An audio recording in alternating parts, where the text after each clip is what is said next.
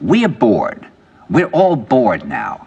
But has it ever occurred to you, Wally, that the process that creates this boredom that we see in the world now may very well be a self-perpetuating, unconscious form of brainwashing created by a world totalitarian government based on money, and that all of this is much more dangerous than one thinks, and it's not just a question of individual survival, Wally, but that somebody who's bored is asleep, and somebody who's asleep will not say no?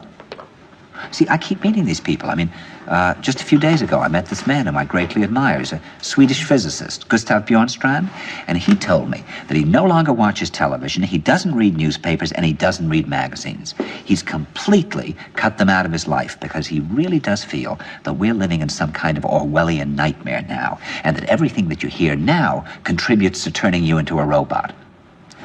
And when I was at Findhorn, I met this extraordinary English tree expert who had devoted his life to saving trees. Just got back from Washington, lobbying to save the redwoods. He's 84 years old. He always travels with a backpack because he never knows where he's going to be tomorrow. And when I met him at Findhorn, he said to me, "Where are you from?" And I said, "New York." He said, "New York, yes, that's a very interesting place. Do you know a lot of New Yorkers who keep talking about the fact that they want to leave but never do?" And I said, "Oh, yes." And he said, "Why do you think they don't leave?" I gave him different banal theories. He said, "Oh, I don't think it's that way at all."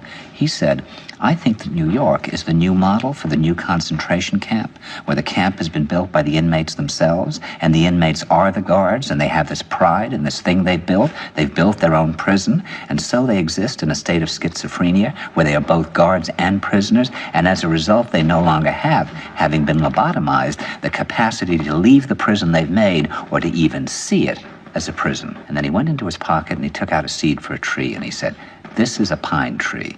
He put it in my hand and he said, "Escape before it's too late. Get out of here."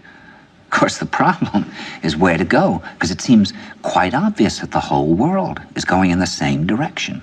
See, I think it's quite possible that the 1960s represented the last burst of the human being before he was extinguished.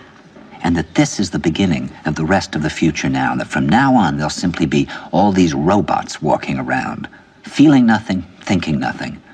And there'll be nobody left almost to remind them that there once was a species called a human being, with feelings and thoughts, and that history and memory are right now being erased, and soon nobody will really remember that life existed on the planet.